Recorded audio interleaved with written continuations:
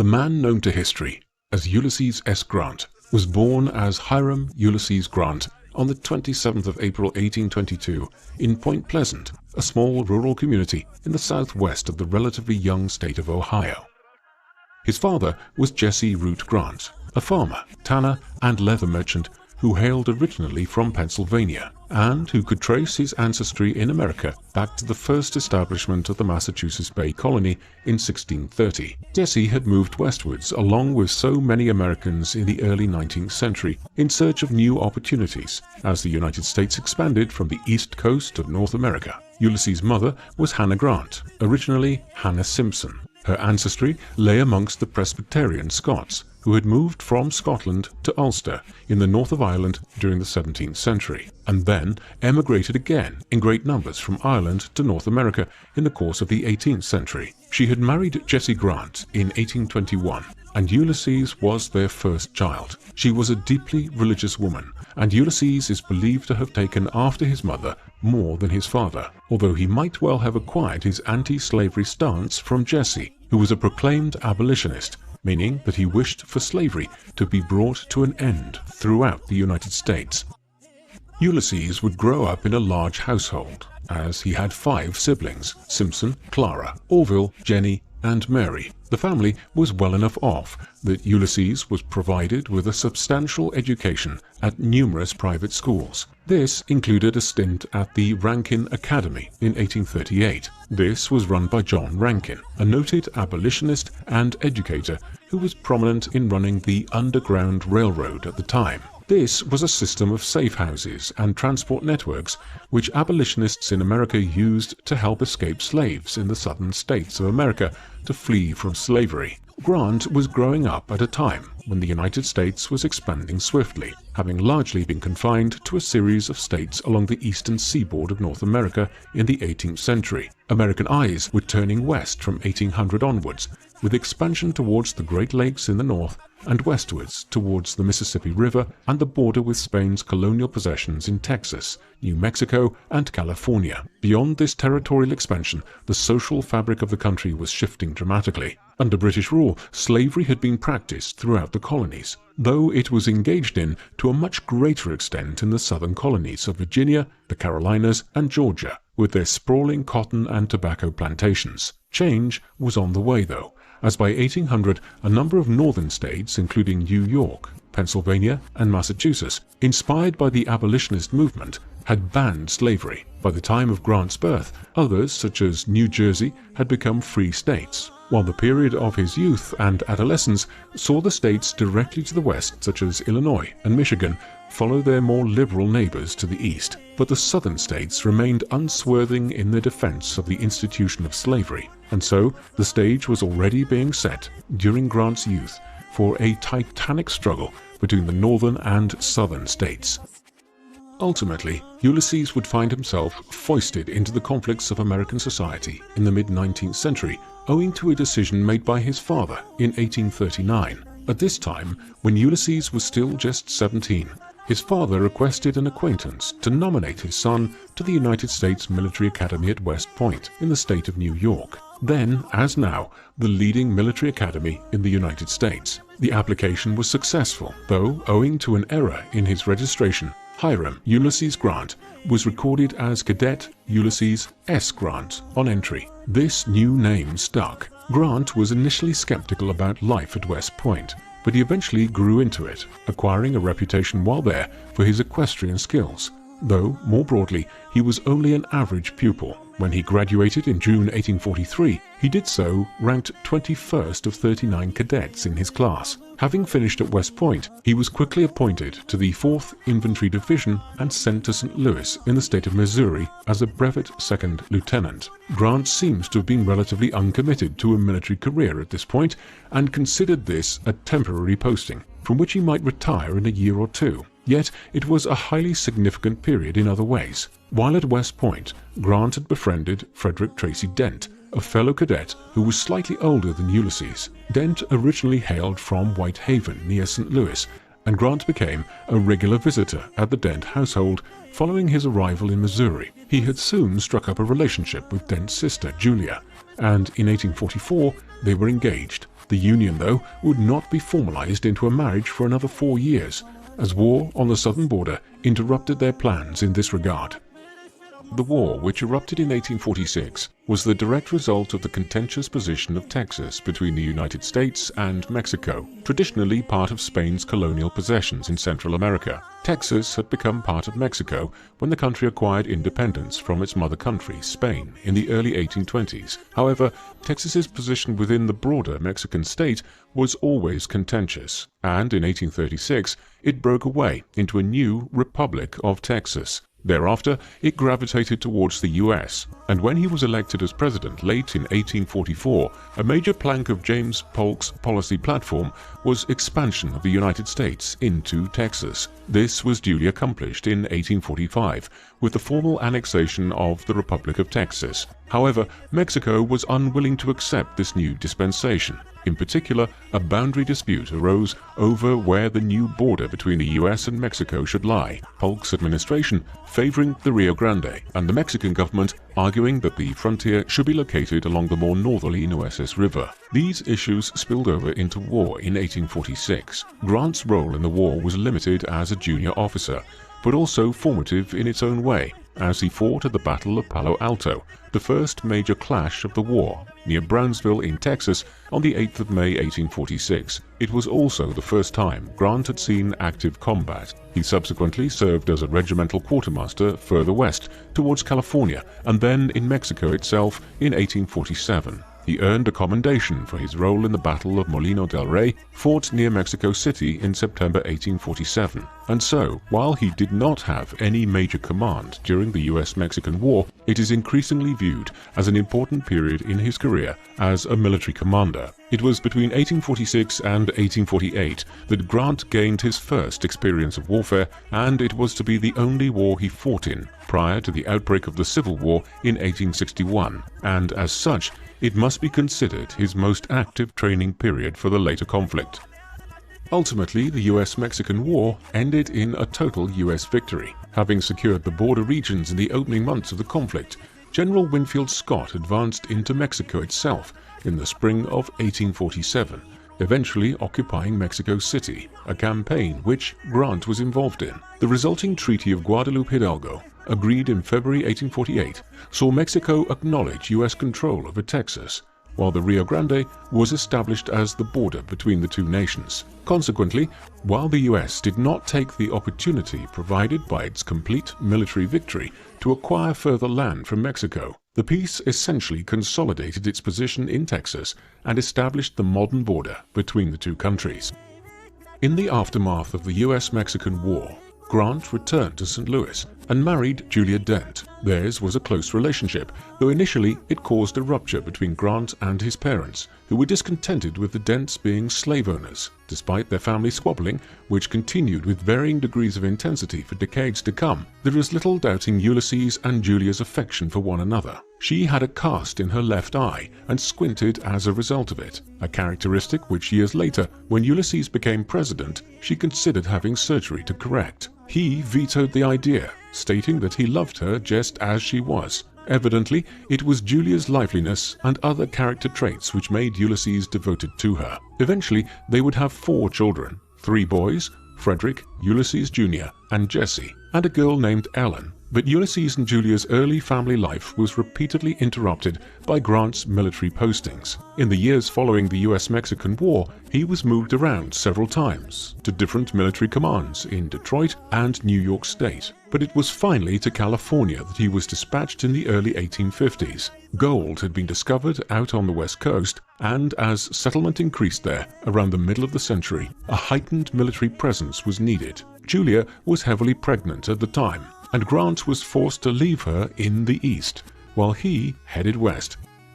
The next few years were a bleak period. Grant was moved around repeatedly across California and the Oregon Territory. In an effort to better support his young family back home, he entered into several business ventures on the side, each of which failed. Then he started drinking more heavily, the beginnings of a long acquaintance he would have with the bottle. And eventually it was repeated acts of drunkenness and the clashes these caused with his commanding officers which led him to resign from the military on the 31st of September 1854. Thus, at 32 years of age, and with no idea of what he might do henceforth, Grant headed back east to St. Louis to be reunited with his wife and family. Life outside the military, though, did not bring any relief from his hardships, as back in St. Louis, things went from bad to worse. Having accepted a farm allotment from Julia's father, he nevertheless continued to struggle financially, in part owing to an economic recession in the US in 1857. A venture into real estate proved abortive, and in the late 1850s, Grant was reduced to selling firewood on a St. Louis street corner to make some extra cash, and even pawned a gold watch, a prized possession at one point. Years later, F. Scott Fitzgerald would state that there are no second acts in American life. He should perhaps have considered the highly successful second act of Ulysses S. Grant before making this assertion. In the early 1860s, Grant's life was to take a striking turn, brought about almost entirely by the crisis which enveloped America in the aftermath of the election of Abraham Lincoln as the 16th President of the United States in the presidential election of November 1860. Tensions had been brewing for decades between the free states in the north of the United States and the slave-owning states of the South. Now in 1860, Lincoln, though willing to compromise with the slave-owning states, was built into a bogeyman by the southern states, one who would seek to end slavery altogether in America. As a result, upon his election, the state of South Carolina seceded from the Union in December 1860. It was soon joined by Mississippi, Florida, Alabama, Georgia, Louisiana, and Texas in that decision. And these 7 breakaway southern states formed themselves into a confederacy. Outright armed hostilities between the Northern Union and the Southern Confederacy commenced in April 1861, when Confederate forces attacked a Union-held garrison at Fort Sumter in South Carolina, following which several more southern states seceded and joined the Confederacy, the capital of which was eventually established at Richmond in Virginia. The American Civil War had begun.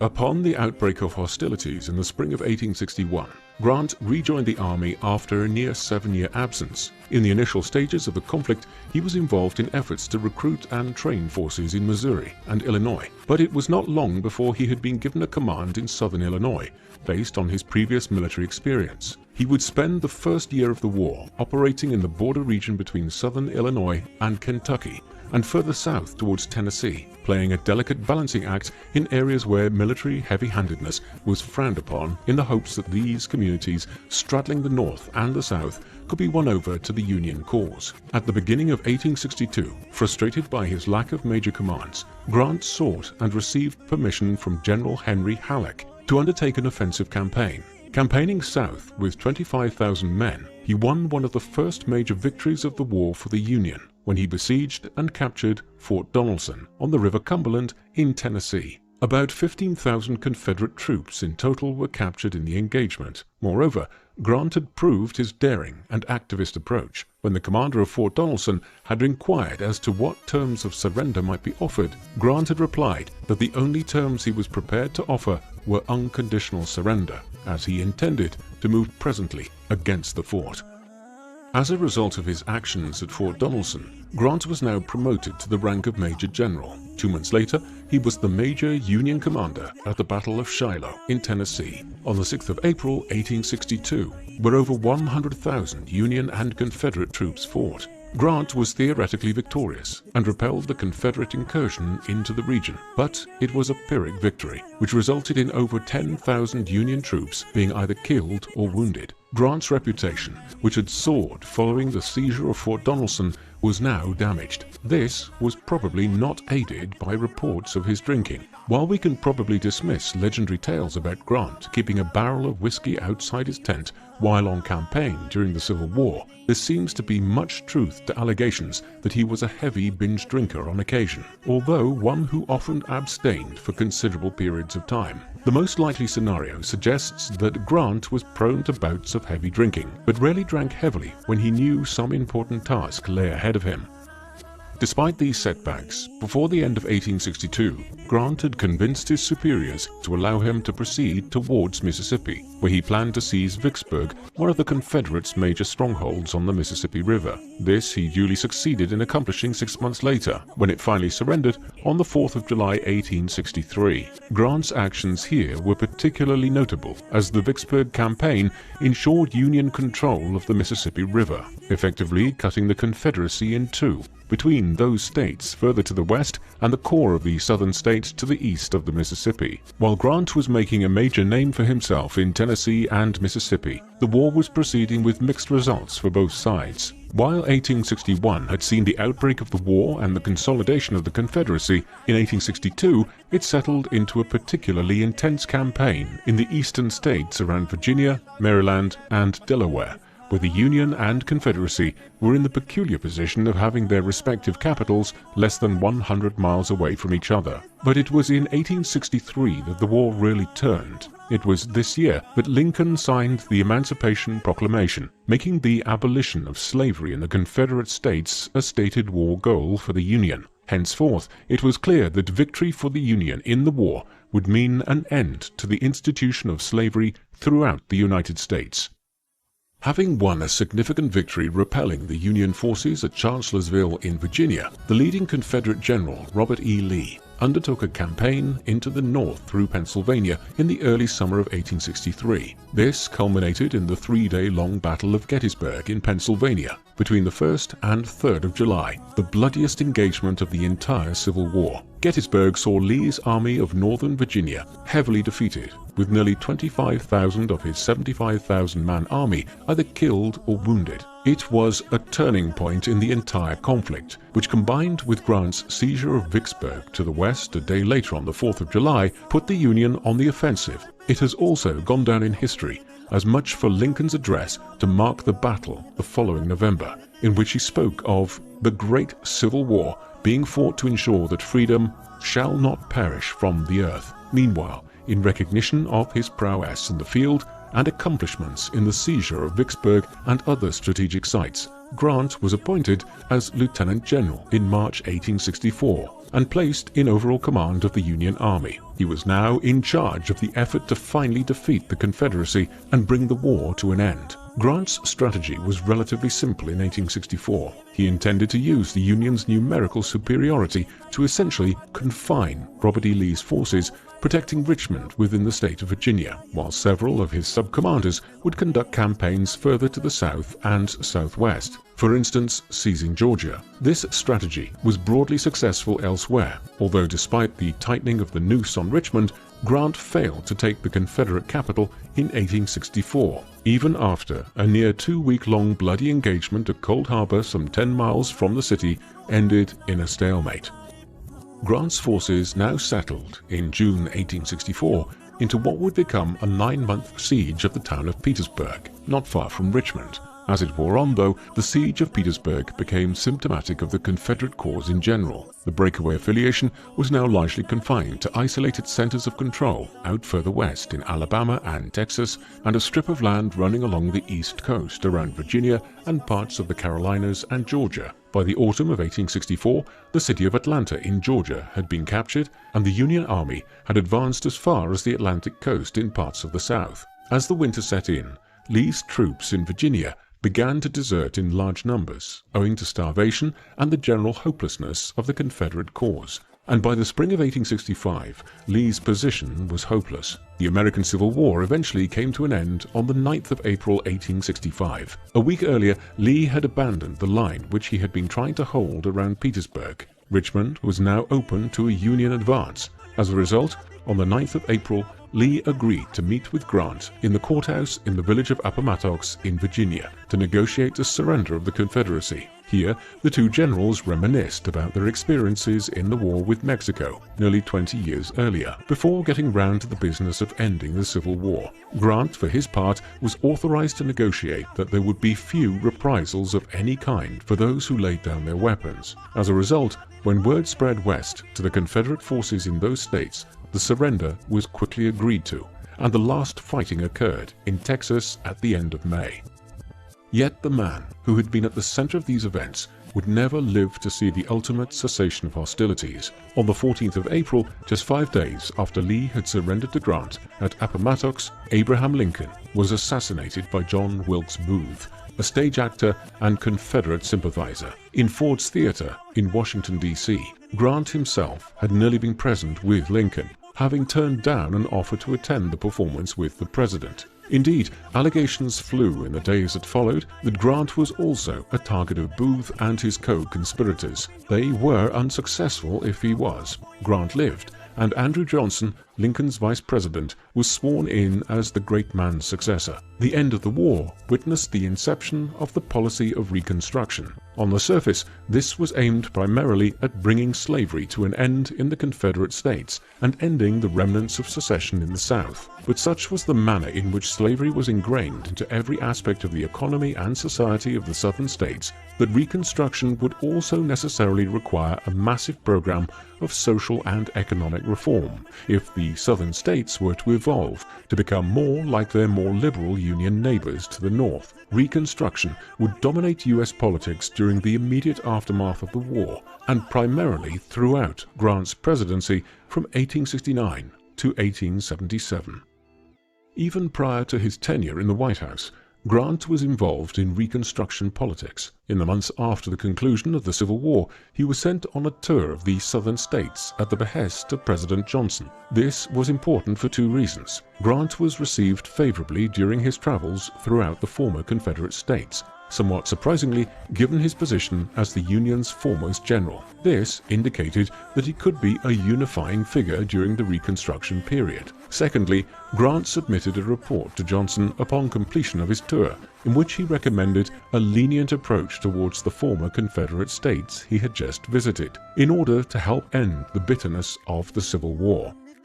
His drift towards politics did not end there. In 1866, he was appointed a general of the Federal Army, now that the Union titles of recent years were dispensed with. And then, in 1867, when Johnson removed Edwin M. Stanton from his position as Secretary of War, Grant was offered the position. Grant accepted the office on an interim basis in August 1867. However, a constitutional problem now arose surrounding the Tenure of Office Act. This dictated that a sitting cabinet secretary could only be removed by the executive with the consent of the Senate. As such, Johnson needed Stanton's removal to be sanctioned by the upper house of Congress. When the Senate refused to approve Stanton's dismissal in December 1867, Grant resigned in January, provoking a split with Johnson in the process, who had believed that Grant would refuse to relinquish his position as Secretary of War. This resulted in the decision over Stanton being sent to the courts for adjudication, Johnson's desired outcome. The major outcome of the split from Johnson and Grant's brief flirtation with the office of Secretary of War was that he was now viewed as a potential presidential candidate within the Republican Party. At the Republican National Convention in Chicago in mid-May 1868, Grant won the party's support. He would run against the Democrat Horatio Seymour, a former governor of the state of New York. The Civil War hero ran in the months that followed on a campaign slogan of "Let us have peace." Ultimately, the election race was much closer than many observers had expected. Overall, Grant won by just 300,000 votes in the popular vote, although the Electoral College result was much more comprehensive, Grant securing 214 votes compared to just 80 for Seymour. As a result, on the 4th of March 1869, Ulysses S. Grant was sworn into office as the 18th President of the United States. He would serve for 8 years, winning a second term in 1872, with a much more comprehensive victory over a divided opposition. If you're a curious person, you might be concerned about what's happening in the media. You click on an article about a political figure you dislike doing something bad. Soon, your screen is filled with more articles about how terrible this person is. We're all fighting feedback loops designed to show us views we already agree with. Thankfully, there's a new website and app called Ground News that lets you compare how a single story is being covered across the political spectrum. Ground News doesn't use your browsing history to manipulate your news feeds. In fact, they go out of their way to show you information you might be missing by highlighting underreported stories on both the left and the right. Make sure you know what's really going on. Check out Ground News by visiting ground.news/people profiles to download the free app now. During the 8 years in which he served as President of the United States, Grant would have to grapple with a large number of very grave challenges. None was more pressing than the issue of Reconstruction and the reunifying of the country after the trauma of a 4-year civil war. 2 weeks after entering office, he signed laws guaranteeing African Americans equal rights. Then, in the months that followed, his administration pressured those former Confederate states which had not ratified the 15th Amendment into doing so. This would guarantee Black Americans the right to vote in elections. The trade-off for the Southern states in accepting this would be readmittance to the Union once it had been ratified by each state legislature. As a result of this carrot-and-stick approach, by 1871, the recalcitrant states, including Georgia, Virginia, Mississippi, and Texas, had complied and were readmitted to the Union.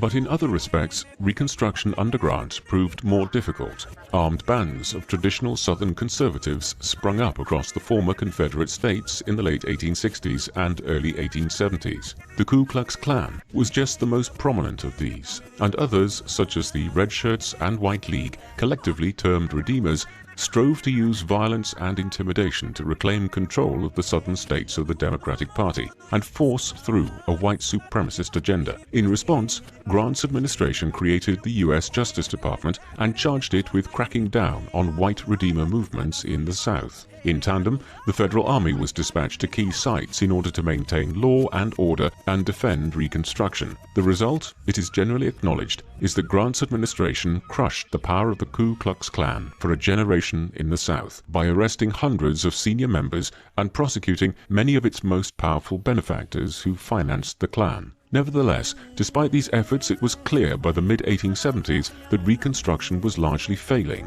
and Redeemer Democrats were seeking to create a society in the South, which, in the absence of slavery, would still disenfranchise and savagely oppress the large African American population across the former Confederate states.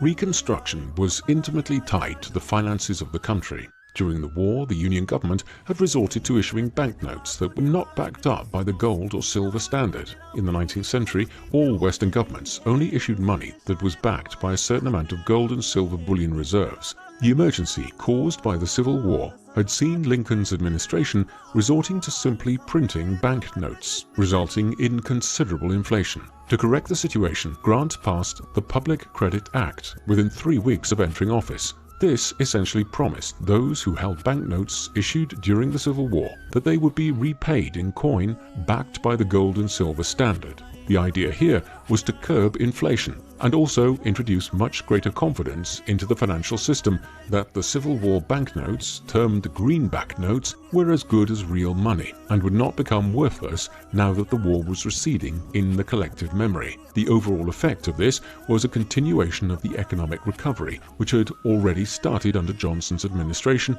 between 1865 and 1869. Yet it was not all smooth sailing on the financial front across the 8 years of Grant's administration. In 1873, an economic crisis developed following the collapse of the New York brokerage firm J. Cook & Company, which was heavily involved in the railway building boom of the time. As the west and east coasts were connected via extensive train lines, this was compounded by frailties in the global economic system, with Germany having demonetized silver in the aftermath of the unification of the country in 1871. Triggering a series of financial failures in European capitals such as Vienna. The resulting downturn led to an economic depression, which would linger for the remainder of Grant's second term, creating financial hardship for many American citizens. The economic crisis was known at the time as the Great Depression, but this term was abandoned 70 years later when a much deeper economic crisis led to the period after the Wall Street crash of 1929 becoming known as the Great Depression. Accordingly, the economic crash and depression of 1873 to 1877 is today termed the Panic of 1873. On the foreign stage, Grant's policies were calm and pacifist. Despite his military background, he was no warmonger and deliberately tried to avoid conflict. However, he was also thoroughly inexperienced as a diplomat and left his foreign policy largely in the hands of the Secretary of State, Hamilton Fish. A number of issues confronted the US in the late 1860s. Firstly, the matter of reparations, and an apology from the British government for its supplying of naval support to the Confederacy during the Civil War remained unresolved. Several years of negotiations eventually resulted in the Treaty of Washington in 1871, whereby Britain acknowledged its role in building ships for the Confederacy and agreed to pay over $15 million in reparations. Thereafter, US-British relations improved steadily, and the two countries have been allies ever since. Just as pressing was the US's policy in the Caribbean, where a war, the 10 Years' War, had broken out between Cuban rebels and Spain in 1868. Despite occurring on its front door, the US maintained a policy of fairly strict neutrality in this, the first of 3 independence wars waged on the island of Cuba in the second half of the 19th century. More interventionist was the approach of the Grant administration to the island of Hispaniola. Then, as now, this was divided into 2 countries, Haiti and the Dominican Republic, or Santo Domingo. Grant was of the view that by acquiring control over Santo Domingo, the US could gain a strategic interest in the Caribbean, and also in the lucrative sugar trade of the region. In 1869, negotiations were opened with the government there to purchase the country, with US business interests acting as intermediaries. But after 18 months of wrangling over this, the scheme came to nothing, largely owing to the opposition from within Congress. The affair tarnished Grant's reputation to some extent, and is an indication of the creeping imperialist aspirations of the US in advance of the most aggressive period of American empire in the 1890s.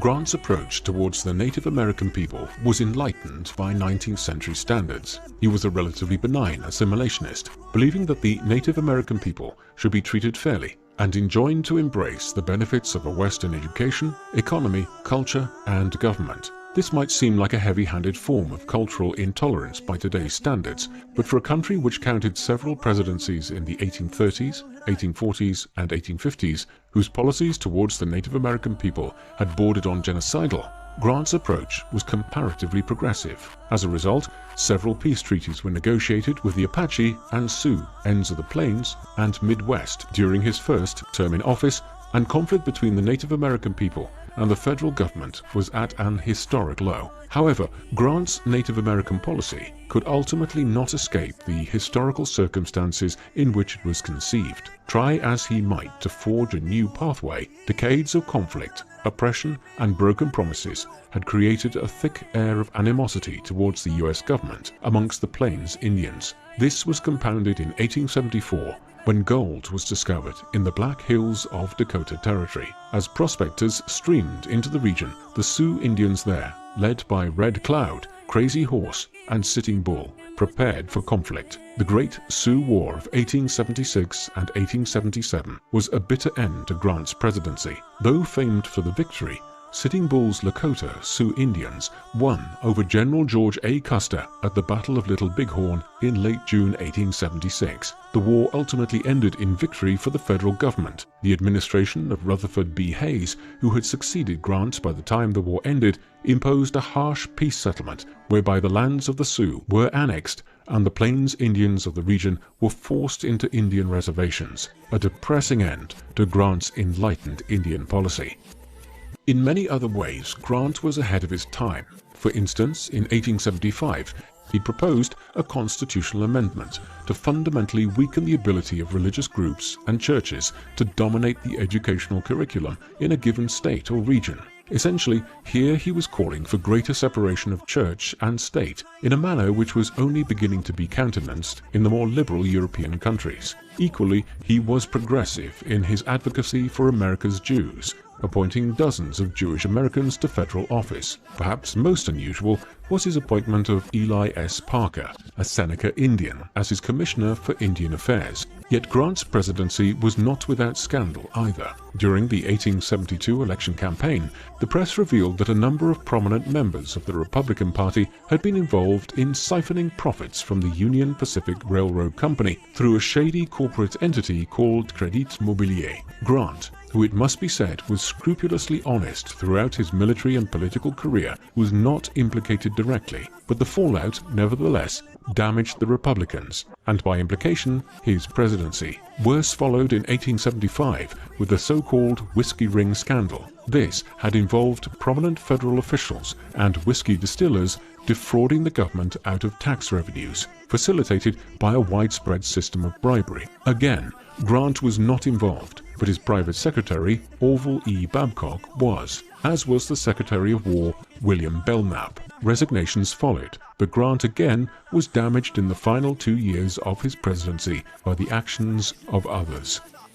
The final act of Grant's presidency became one of the most controversial moments in the constitutional and electoral history of the United States, though Grant acquitted himself well throughout the course of it. With Grant having served 2 terms, the Republican Party had selected Rutherford B. Hayes to contest the 1876 presidential election against the Democratic candidate Samuel Tilden. The election was held on the 7th of November, 1876. The result, when it came, was highly contentious. In the mid-1870s, there were 369 electoral college votes. When the votes were counted, it was clear that Tilden had won 184 votes, one short of the 185 needed to be elected president. Hayes had certainly won 165 votes, but 20 votes were the subject of considerable dispute. These were the electoral college votes for the states of Florida, Louisiana, South Carolina, and Oregon.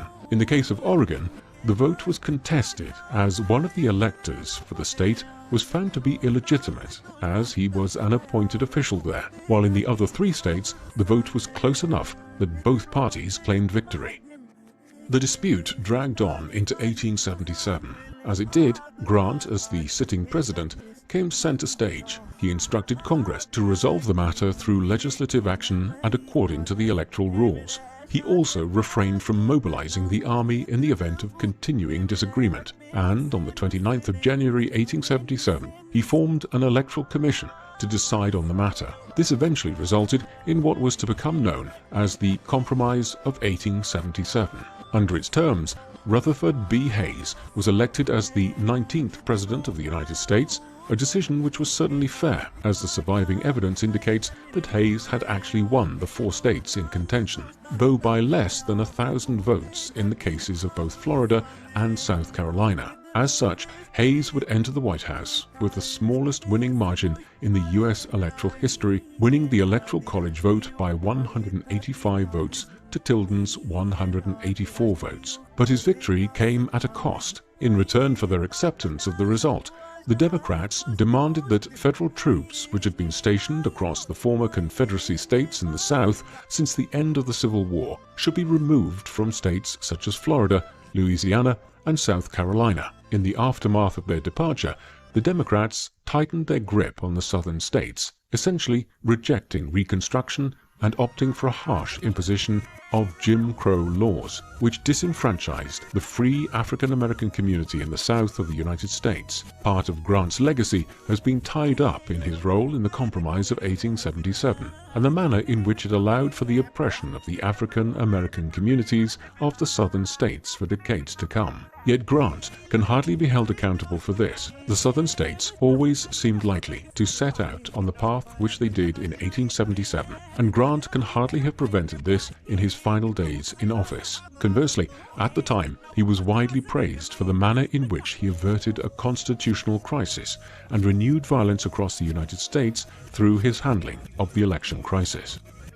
Once the compromise was reached, and Hayes eventually took up office in early March 1877, Grant was once again a private citizen. He was still just 54 years of age, a markedly young age for a man who had served an 8-year term and who had already lived such an eventful life up to that point. Given this, his later years might seem like something of an anticlimax, but they were not without their own considerable points of interest. First up was a world tour which he and Julia undertook over a 2.5-year period between the early summer of 1877 and the autumn of 1879.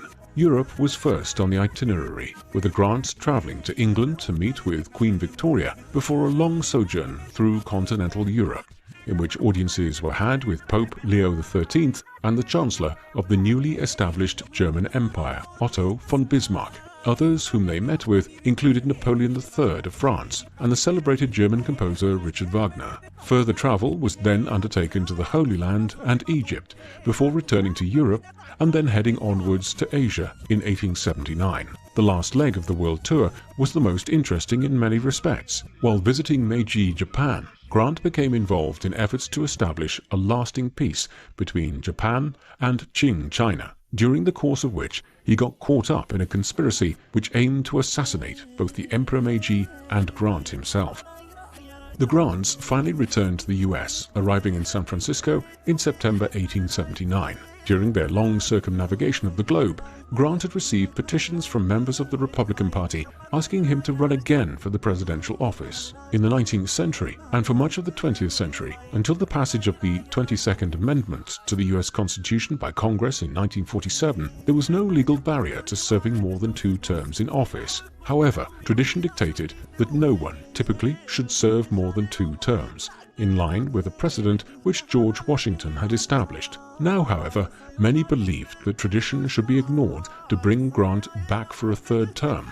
Grant was not indisposed to the scheme, and so encouraged his supporters to put forward his name at the Republican National Convention, which met at Chicago in early June 1880. What followed was a chaotic convention. 3 main candidates, Grant, James Blaine, and John Sherman, were the candidates. Grant secured the most votes in the initial voting, but not enough to reach the 370 votes required for any candidate to be officially selected by the party. After dozens of subsequent votes, the impasse was finally broken when Blaine's supporters conceived of a scheme to nominate a compromise candidate in the shape of James Garfield, like Grant, a former Union general who had fought in the Civil War. Realizing he was beaten, Grant eventually threw his backing behind Garfield. The Republicans finally had a candidate, one who won the subsequent presidential election, but he did not last long in office, as Garfield was assassinated in September 1881, just months after his inauguration, becoming the second of 4 US presidents to have been killed in office. His vice president, Chester A. Arthur, succeeded Garfield and served until 1885. In the aftermath of his world tour and his failed presidential bid, Grant returned to the world of business. This was a time when US presidents did not receive a pension after leaving office, and Grant had never been an affluent man, nor had he ever been an astute businessman, and his post-presidential ventures proved no exception to this rule. Incredibly, the Grants had actually lost money on their world tour, where Grant could have capitalized on his renown to profit from it, and a venture into the railway sector in the early 1880s also proved unfruitful. Then, in 1883, Grant became involved in a Wall Street business venture which his son Buck had undertaken with Ferdinand Ward, a financier and a conman. In New York City, Ward was soon engaging in highly fraudulent activity involving hundreds of thousands of dollars in what was effectively a pyramid scheme. As a silent partner, Grant was almost certainly oblivious to what was happening, but Buck Grant was quite possibly privy to Ward's actions. In any event, Grant himself testified against Ward in court in 1885, shortly before his own death. And when the full details emerged, it actually elicited public sympathy for Grant, who had been swindled considerably by Ward. While all of this was unfolding in New York, the former president was working away at what became the only truly profitable business venture of his entire life. A renowned storyteller, Grant decided in the early 1880s to write his memoirs. His financial situation was inestimably aided by an offer by Mark Twain to publish the memoirs and guarantee Grant 70% of the royalties, an enormous percentage which was a clear act of charity on Twain's part. Eventually finished in the early summer of 1885, the memoirs have been well regarded ever since, with Grant depicting himself fairly and accurately by most standards. They became a bestseller, and Julia Grant was able to live a comfortable later life from the proceeds of royalties, which nearly reached $500,000 in sales, a huge sum for the late 19th century.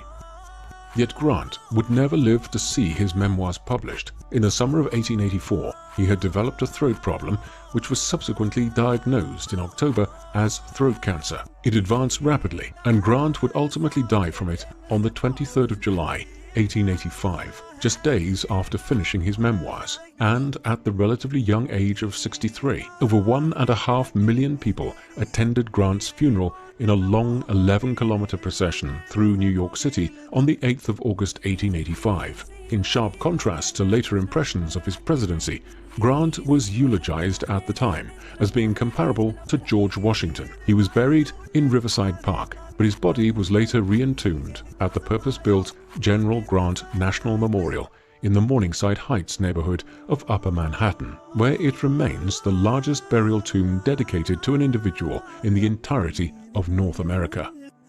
During the 20th century, Ulysses S. Grant suffered from a poor reputation as one of the worst presidents of the United States, a belief repeatedly reaffirmed in polls and surveys. Views on him have changed to some extent in the last 20 years, but even so, this slightly more positive view of the 18th president has only seen him jump up the rankings to be considered about the 25th best or so of the 46 US presidents. Yet what the foregoing has sought to highlight is that this historical impression is largely unfair. To be sure, Grant had his flaws, but both as a military commander and as US president after the American Civil War, he accomplished much during a very tumultuous and difficult period in the history of the United States.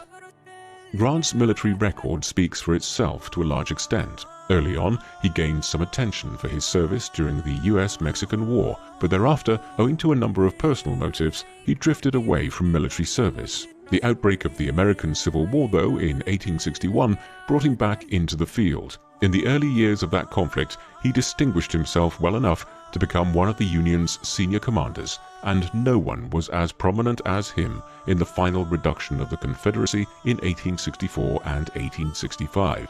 Many scholars have pointed to the overwhelmingly superior resources which Grant had at his disposal against Robert E. Lee in these closing stages of the war, and suggest that he could not really lose given these advantages. But several other Union generals had previously been given the same resources as Grant had in the last year or so of the war, and yet they had failed to defeat the Confederates. Conversely, Grant did, and there is no doubting his significance to the annals of the American Civil War. His post-war record as president is less well regarded than it might be. As the 18th President of the United States, he guided the country through the arduous early period of Reconstruction and economic stabilization in the aftermath of the war. He was successful enough that he was easily re-elected for a second term in the election of 1872. Moreover, Grant succeeded in reducing the power of groups, such as the Ku Klux Klan, in the aftermath of the war, to a significant degree. Certainly, the Klan rose to become a very troubling aspect of American life again in future decades. But this was not Grant's fault. Furthermore, while his policies towards the Native Americans of the Plains ultimately ended in war in the mid-1870s, Grant's approach towards the Indians was relatively progressive for its time, and the Sioux War was as much the product of decades of Western expansionism as it was anything Grant did during his term in office. Finally, his role in resolving the crisis which ensued from the presidential election of 1876 needs to be considered and appreciated. Thus, we are left with a man who has been largely unfairly denigrated by subsequent generations. Grant was something of a contrarian, and certainly a heavy drinker throughout his life, but ultimately he navigated many of the difficulties and challenges he encountered as well as he could. There are a great many of America's presidents who are generally more favorably regarded than Grant, who, if they had been placed in his shoes between 1869 and 1877, might not have kept the ship of state on such an even keel in the aftermath of the only civil war the country has ever experienced. That is to his credit. What do you think of Ulysses S. Grant? Should he be primarily remembered for his role as a general in the American Civil War? Or is his legacy as President of the United States one which has been unfairly dismissed and forgotten? Please let us know in the comment section. And in the meantime, thank you very